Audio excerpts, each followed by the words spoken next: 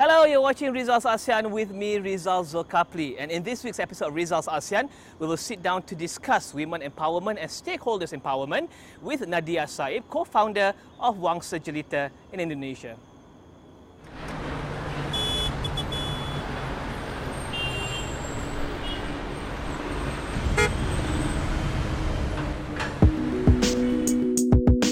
Wangsa Jelita, or the Beautiful Dynasty, was launched in 2010 with a commitment to practice fair trade throughout its value chain.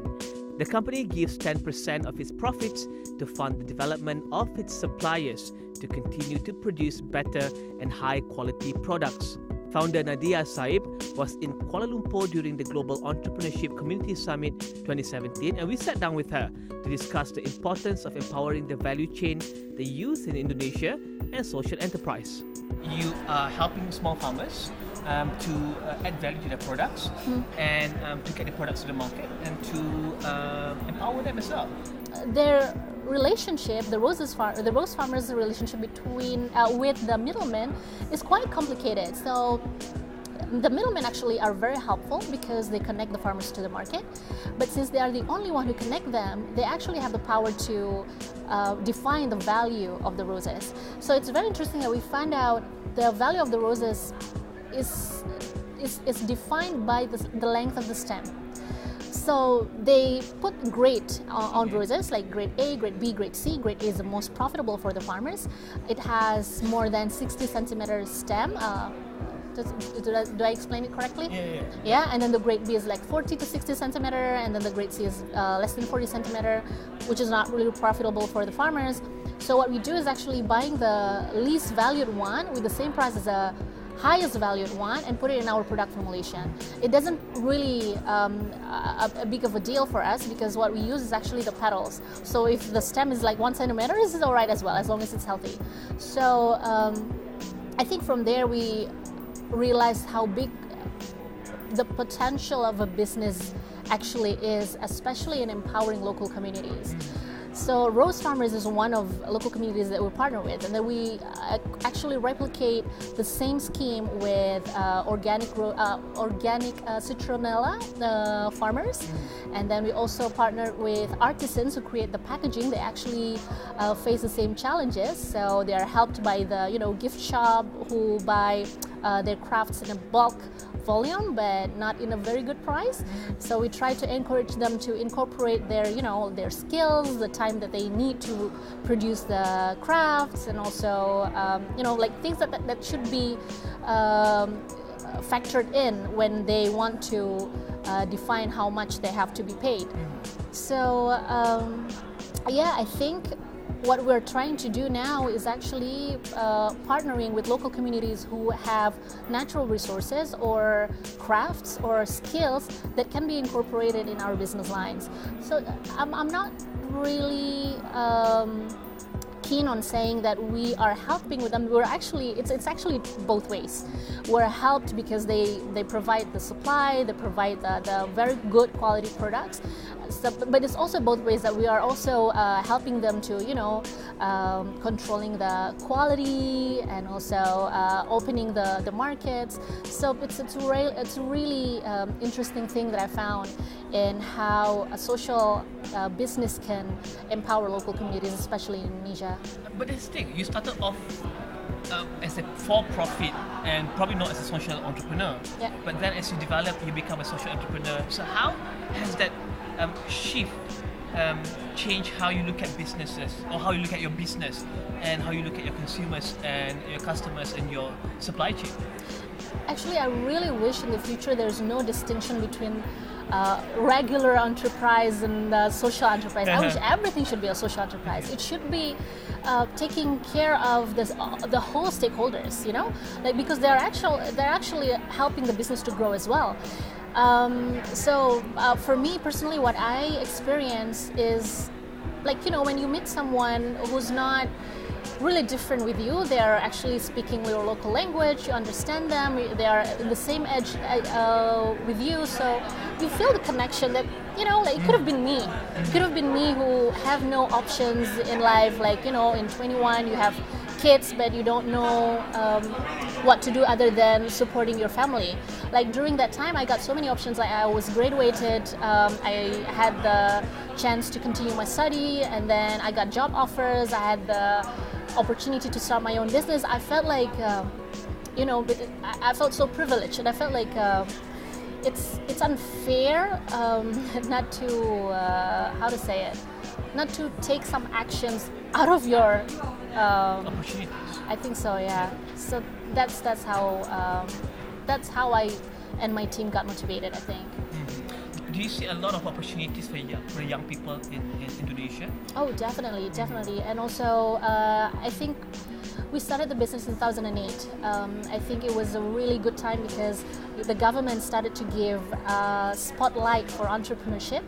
I remember it was in 2009 when the Ministry of Education started this program called Program Mahasiswa Wirausaha, basically a fund given for students who want to start their own business.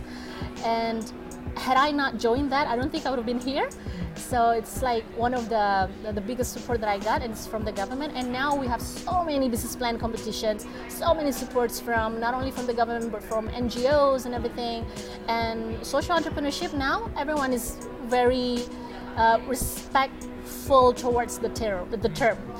Back then, when I talk about social entrepreneurship, everyone was like, "Oh, really? You want to get profit, but then you want to be social?" It's considered as a trade-off. Now it's like an aspiration for everyone. So I think it's really a great time for the young people to, to thrive, to become social entrepreneurs. As one of the most populous nation in The world. ASEAN, and also the world, of course. Indonesia is a huge region. Yes. On its own. You've got from one end to another end. What are some of the challenges facing young people in Indonesia that you've monitored and experienced, and that you see? How can these challenges be overcome by or through entrepreneurship?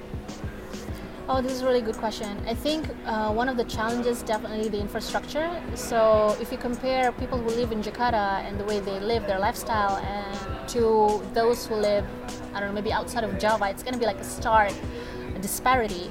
So that's one thing. And then the second thing, of course, in Indonesia, I think like we're still focusing much on Java, but I'm sure lots of initiatives and lots of programs run by the government are trying to reach out to other regions or other part of the country evenly, but I think it still have to be improved. I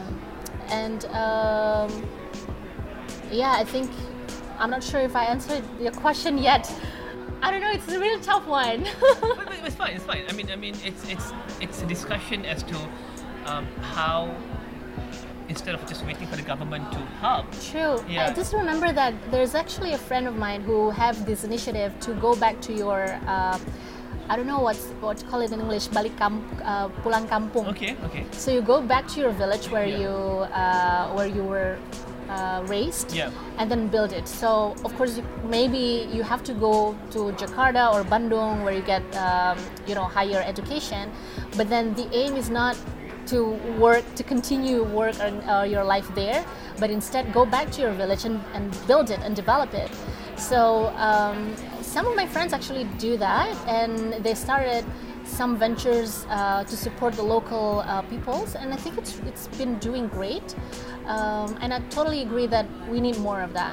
Let's talk about Wangsa Jelita. So what's next? Because I know the beauty segment is very competitive. I mean, you have products coming from overseas and you have products coming from Southeast Asia. So what's next for Wangsa Jelita, and how do you differentiate yourself between your products and the products that are in the market? Early this year, actually, we started to hold something we call in Indonesia WJ class. It's WJ class. It's actually classes for women 25-35 who want to have a healthier lifestyle and also take care of their well-being. I think what I see, it's my personal opinion, that we're not really familiar with the concept of well-being. At the very least for me, it's something new for me. So I really want to spread the awareness about how to take care of yourself. So what we do in Wangsa Jelita is we hold these classes. Sometimes we partner with big entities like Google, and then we also partner with US Embassy to hold classes on, things like women leadership, and then we also have physical well-being, how to take care of yourself, how to even, for example, know how good your sleep is, the kind of thing, like so random, but it's actually very basic. So that's something that I really enjoy right now in Wangsa Jelita. I feel like it's very much needed. And what's interesting about this is actually we're targeting the same market.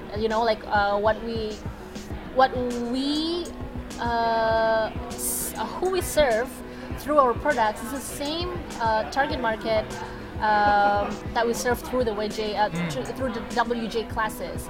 So, but it's just different way of serving them.